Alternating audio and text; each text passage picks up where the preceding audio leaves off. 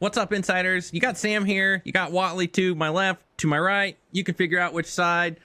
It is May 2026, and if you have not paid attention to the price list update from Xactimate this month, it is huge. So let's get into it. How you doing today, Whatley? Pumped up, bro. Can't you tell? I'm pumped. I'm excited. There's a lot to go over today. So Yeah, there is, dude. It's a big month. It's a big month, so why don't we check out those new line items?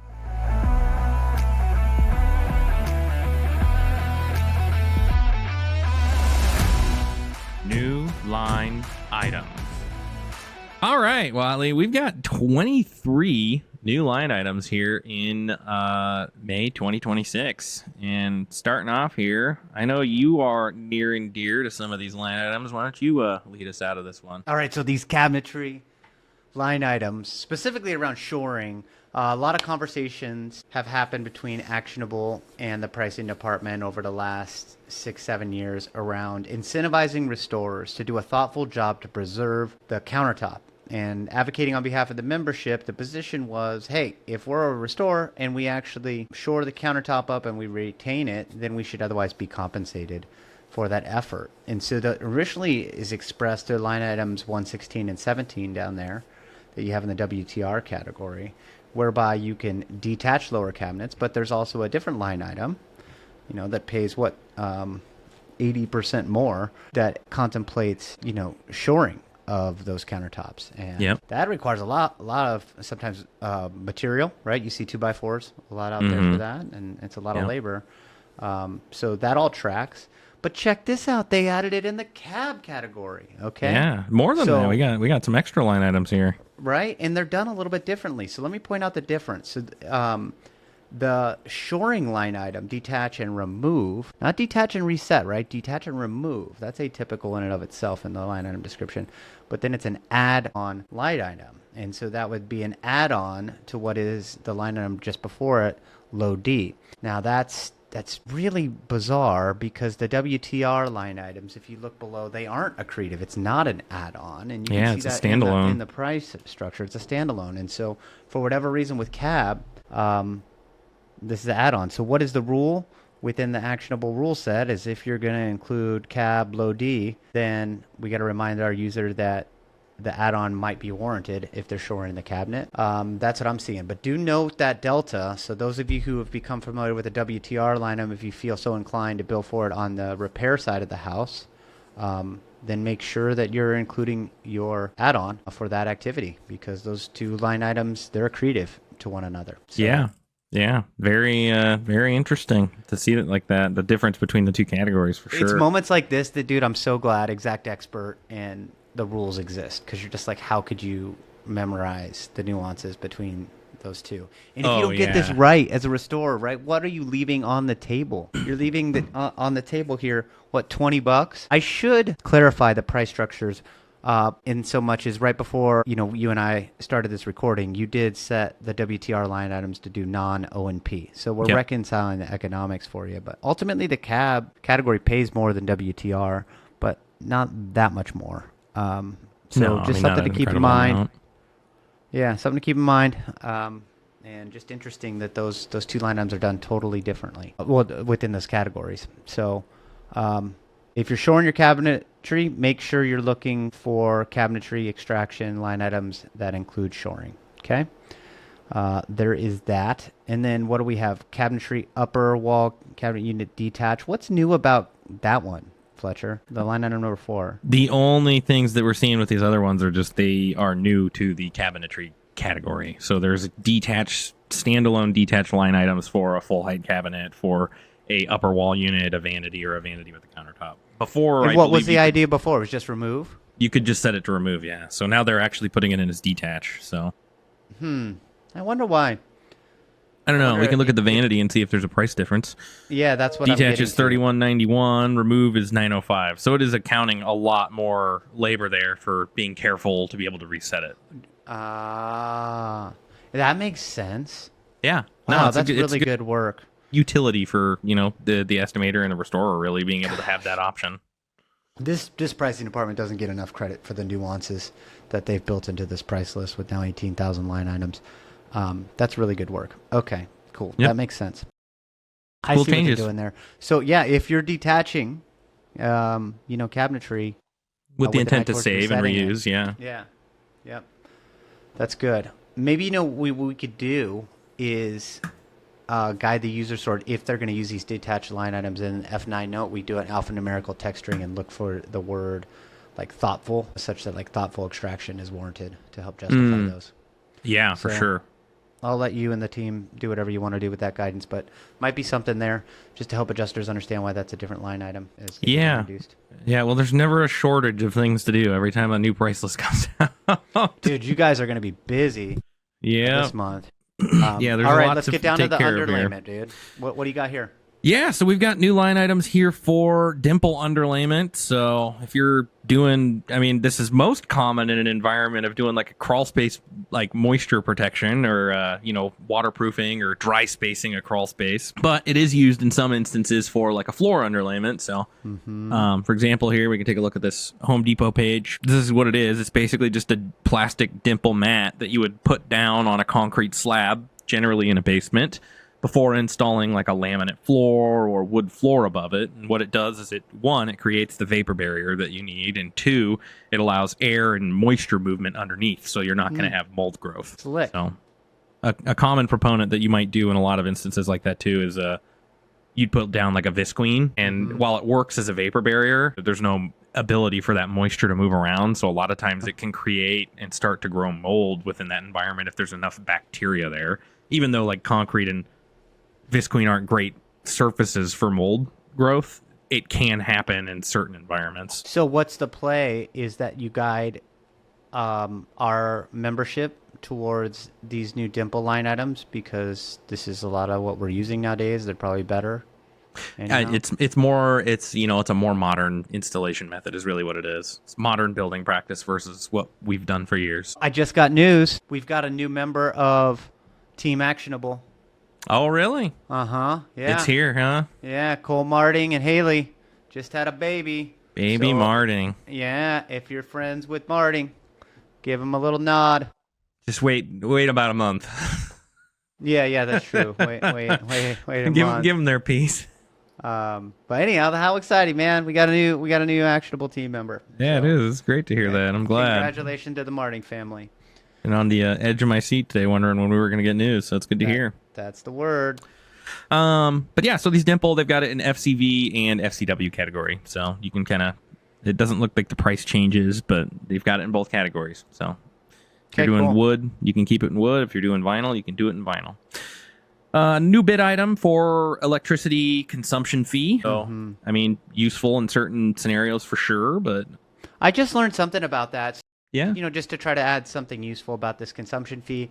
Often HO3 policy, if you want to guide your policyholder to be putting together like 3 months of say, utility bills for water and for electricity, especially because the carrier owes for like the delta for the increased electricity usage. Yeah. And in some cases, the outsized water, like I just had this one, Fletcher, where a buddy of mine had one of his rental properties. The water ran for like a week until the water company shut it off, right? And so guide them towards collecting those utilities bills, and then they can outline like whatever the delta is between those. That's what often the carrier would owe for. But what I learned on this property out in Cleveland, Ohio, is Shelter denied paying for any of the utilities because it was a policy for a rental property. So it didn't extend to a rental property. So yeah, that was something I learned.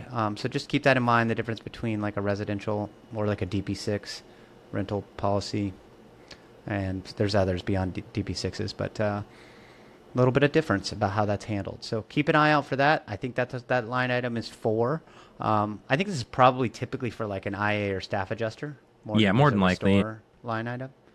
But they can reimburse the insured for those additional costs. So that's cool. Yep. No, it's cool to see. But no, definitely the difference between like a residential rental and a residential like primary residence insurance is pretty it's surprising when you start getting into some of those policies. Yeah, learn something new all the time, man. That was the lesson I learned last week. All right. So now we got what? Encapsulation but diluted? Yeah. Is that the word? Let's add some water to it. Okay. Well, add some water to it, and presumably it pays less because it's diluted. It is, yeah. It's less money than the traditional encapsulant line item already within Xactimate. Yeah. All I can say in the positive about that line item is pricing department has made a concerted effort to add more line items for doing abatement. I can remember 10 years ago it was really difficult to estimate and do asbestos abatement.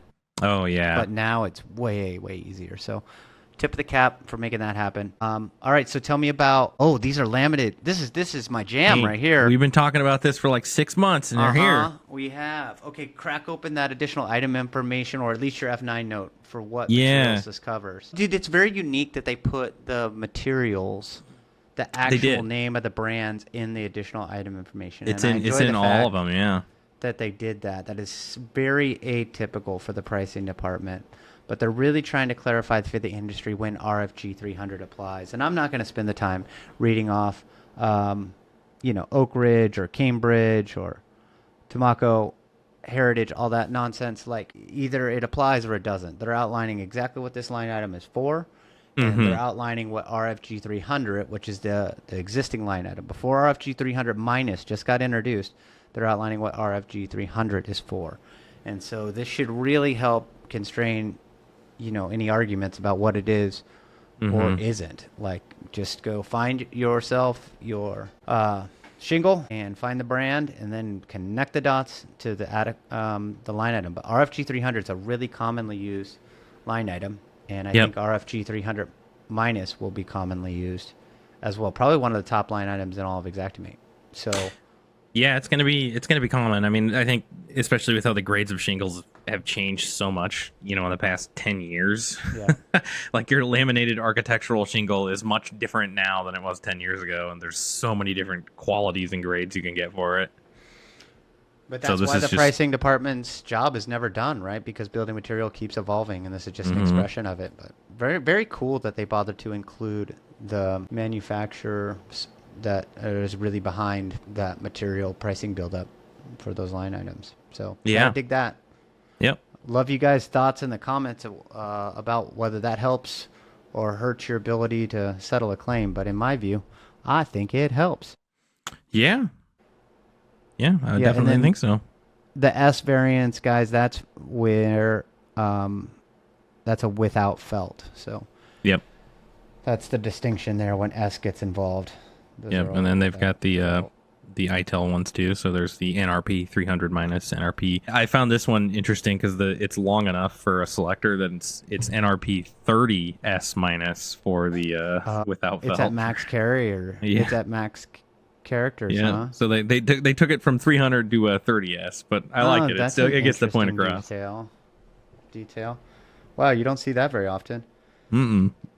No, that selector code got long. So, and then last, just a couple more bid items. So vinyl siding restoration and vinyl window restoration. So if you're doing like restoration work that you're not necessarily replacing it and you're doing some repairs, there you go. You've got options for it. All right. Yeah, hard to be excited about those. But okay. Yeah, this RFG 300 minus, do keep your eye on that. And if you're doing some roofing, this one's going to hit. This is going to impact your daily, or at least your weekly workflow. It's going to come up a lot, I think. Now that we're into May, it's probably already come up to a lot. It's we're 8 days into May now, so we got to get this video out, bro. All right, let's get cracking. Let's get it to it. So let's take a look at the changes. Checking out the changes. So there's a lot of changes this month, and when I say a lot, I mean we'll just scroll through them really quickly. There's a lot. Oh my god. It's a list. We're going to bore the hell out of these folks, bro. Everybody's going to unsubscribe. So we're going to do some rapid rundown. Okay, why don't you lead out with some rapid rundown, bro? Right? Okay. So we've got modified note field definition, and I'll just expand this really quick. To reference the existing cabinet unit has previously been detached. So they've added some new line items, quite a few this month, and they've done a lot of adjustments to the notes and descriptions of different line items to help clarify some of the changes that have happened because of new line items. So in the case of cabinetry, they're talking a little bit more specific of those have changed to reflect that it's already been detached. Makes sense. Carpet tile added text note to field of replace definition to clarify the main material component waste included. So they've clarified a little bit more to talk about the material waste. Because you don't drop and fill those carpets, right? Yep, carpet tile is more of a traditional, like 10-15% waste percentage because it's not like a directional roll goods flooring. Makes sense. And then pre-finished solid wood flooring, exotic species, quick added text note to the note field of replace definition to clarify the main material component waste included. So again, same thing, just talking about the waste included in the notes. I got you. For the siding, there's a lot of these, pretty much all of them for the independent material source ones. Added text to the note field of replace definition to clarify contractor will generally have and use standard ladders, jacks, and plank scaffolding as part of their normal equipment toolset. So that must not have been language in the independent material analysis line items for siding before, but it is now. Then we got some stuff for WTR. Last month, we talked a lot about this. I think it was last month about how there was a clarification of thin set being included of the removal of flooring. They added all of that to the WTR category line items for removal of tile. So every single WTR category line item for tile removal now has that language. Good. I dig that. I was always confused by thin set when it was included or not. So I like the clarification. Yep. So now we get into some of the bigger changes that we're going to see, which are yield and supporting event adjustments. Okay. First, they talked about this as a change coming up here. They've made some yield adjustments to clean television. So what we saw overall, and we'll just go through some of these quickly. For the CEL TV less than plus line item, it was an increase from 0.692 to 0.761, so about a 10% increase, just shy. And then for TV, it was about 20% increase. So the increases on these were kind of all over the place too. They weren't consistent. They were different per. So they're accounting for, exterior construction for the TVs and probably the difficulties in cleaning them and how they're doing this. For large screen, it was a 10.20% increase. And then we get into combination TV VCR DVD unit, which is about a 20% increase. And then the larger version was about almost 10% increase for a larger unit. So not as much on the smaller or on the larger TVs, but a little bit more on some of the smaller TVs. They've increased that yield, so the price has inverse come down. Okay. I've watched everything around TVs and monitors change in price over the last several years. I think they're tracking the fact that TVs have become so much lighter and cheaper and easier to work with. I would think so, yeah. Driving some of it. So, all right, sounds good. What do we got? Yep. Oh, additional charge for steep roof. What happened here?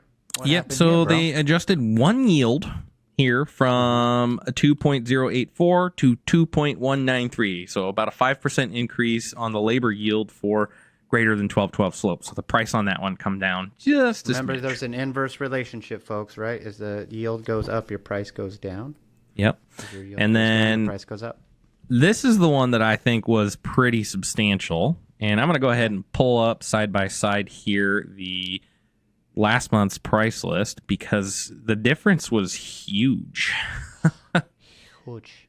It was huge. So we'll go ahead and scroll down here and we can see for these duct-free, basically a mini split. Just the first line item here, which will make some more space so we can read. So a one zone in May is 4,200, and in April it was 1,500. Or the biggest unit you can get, a 4-zone high efficiency unit in May is 13,000, and in April it was 6,800. Wow. So very big differences there. We can take a look at some of the actual adjustments. And it is a decrease in labor yield. That's all they adjusted. There's no material adjustment here. The labor yield decreased 85% on a one-zone unit. That is huge. So we go from 550 to 0.080. Massive decrease. So the price has gone up on all of these quite substantially. Hell yeah, it has. And the yields are consistent across basically the type of unit. So a one-zone unit is an 85.45% decrease overall. A 2-zone unit is an 84.5% decrease overall. Yep. A 3-zone unit is a 85.81% decrease overall. And then you get into the 4-zone unit, which is an 80% decrease. So as the zones get bigger and more work, they decreased it a little bit less as they got bigger systems. But either way, very, very big price increase there because the labor has been adjusted substantially, which is good to see because most of these units alone cost about $1,500. So if you were trying to do mini splits in April, you were not making money. Yeah, and HVAC's just been going up, man. Oh, and yeah. I got some HVAC work done, and I got a good relationship with a guy I've done quite a bit of business with, and I still had to pay for it, bro. Yeah. HVAC is no joke in our town, that's for sure. I think there's a shortage there with that trade. One of these days, I'm going to have to replace the original furnace on my house, and I'm dreading that. No, it's coming. Hopefully we get some more. We need some more sign-ups because our boy Fletcher needs some heating, vacuum, and air conditioning at his house. My house doesn't have AC. It was built in 60s, 65 or something like that, I think. No AC. All right. Make sure a few of you guys sign up on account of this video so I can get my boy some air conditioning. Keep me cold this summer, please. Huh? All right, so then we got minor but cool to see. We have a new activity for a couple of FNC line items. So cove molding, hardwood, 3/4 inch hardwood, excuse me, corner trim hardwood, and then corner trim plastic. So they never had it before, but now we have a detach and reset activity for these three. Okay. And then some description changes. So again, we saw a lot of new line items. They've changed some of the descriptions to kind of make things clear. What'd they do with those flashing kits? I dig this line item, you guys, because it's something I bring up often when I'm talking to you guys at like conferences and stuff about the power of the rule set from Actionable, because there's these add for line items for installing a skylight, which are so easy to omit, and it's just not something we as restorers do on a regular basis. But you know, you can see these flashing kits. They'll make the difference whether you make money or lose money on that installation. Yeah, for sure. And that's the beauty of what we do, is because now it's pretty difficult to leave out those warranted line items. What change did they make, bro? They took the word step out. It's not step flashing anymore. It's just flashing kit. So they're accounting for either or. Because, I mean, in a lot of cases, sometimes it is step flashing, sometimes it's not. So they took the word step out. And then the laminated comp shingle. So this was more of they changed a lot of the language within the notes for laminated comp shingle because this is the 300 and 300S, right? So we have the new versions, which are 300 minus. Did they put the manufacturer in there? They added a lot of the language about the manufacturer, yeah. So no kidding, you get in here and you start talking about the manufacturer. Okay, interesting. That's it. That's our changes. Okay. There's a lot. Well, all right. Well, let's look forward to the future. Let's do it. Forward to the future. All right, upcoming changes. So with our crystal ball, we can see three things. Add items for painting / staining split rail fencing. That'll be cool to see. Some more options there. Add items for no bagging tear out of vinyl tile and vinyl additional layers in WTR category. So probably How more. often you see no bagging go down in WTR? In very large losses, but in a lot of very large losses, you're doing things on a T&M basis too. Yeah. I don't know, man. I'm not down with these no bagging. I know some carriers got this idea that you're just like wielding wheelbarrows through the kitchen and living room. Yeah. Why not? Yeah. Like, what could go wrong? Let's do it. If you want to pay for the door jams to save money on a few bags, like... Let's go cooler than that. We'll get some of those gorilla carts, do some landscaping inside. Yeah. I don't get no bagging, but whatever. I'm just one man with too many opinions. What's this third one? The third one is review of yields for items in the ELE wire and ELE rewire category in selector. So we may see some price increases or decreases there. Yeah, probably, because I think it's gotten much more complicated than some of the old logic. Think of like GFCI concessions. Well, arc faults now that you're required to do. And I mean, some of the requirements of type of wire you can use now. And I mean, let's be honest, copper wire has not gotten any cheaper. In Cali, we have to staple the Romex every 2 linear feet as we move it around through the house. Wow. Yeah. And so sometimes that's come up, doing large loss where, maybe plaster came back hot after a fire. And like we had to do home runs of electrical, but we actually had to take everything down to the sticks just to accommodate the code associated with the electrical. The building department wouldn't let us drop it down. So we had to go and remove all of the plaster, take it down to the studs just so we could staple the Romex. Because I can't have it like flopping around in the walls. Does that make sense? Yeah, I remember there was a project I worked on that was in Missoula city limits, and they were contemplating having us take the drywall out to replace the insulation, and I was like, "Whoa, this is a bit of an overstep." Yeah, bro, that's some Cali behavior. Yeah, we ended And up they're just being coming for able you to in fill the Bozeman. void, but it was like, boy. I'm not replacing all the insulation in this house. It was there before. That a boy. All right, cool. What else do we got to tell these folks? That's it. That's where we're at. I mean, it's a lot. That's big, though. Like, if That's you a aren't big paying month. attention to this stuff, you're gonna hurt yourself. No doubt. You're going to hurt yourself. All right. So pay attention, one. And then if you don't, make sure that you're using the actionable profile. It'll guide you and your team towards all the warranted line items and guide you away from the ones that are mutually exclusive and going to get you caught up in terms of claim settlement. Really enjoyed, Fletcher, seeing the results from some of our enterprise customers where we're tracking the data and performance, how the rejections are coming down significantly between 20 and 40%. So that's the trick, guys. If Actionable can guide you towards, if you're a restorer, making a few more bucks where it's warranted, towards the right line item, but also decreasing the likelihood that your estimate is rejected, that is threading the needle, bro. And we're doing it. So keep it up, man. Yep. Cool new developments on the rules front? I mean, we got a lot to do for May here. That's the biggest, coolest development. We got our hands full. Well, cool. I'll let you and the team get cracking on that. That's the best part about our profile, though, is I get to do the work so they don't have to. We do it once, right? Well, anyhow, thanks for tuning in this month. Keep building, folks. Stay humble.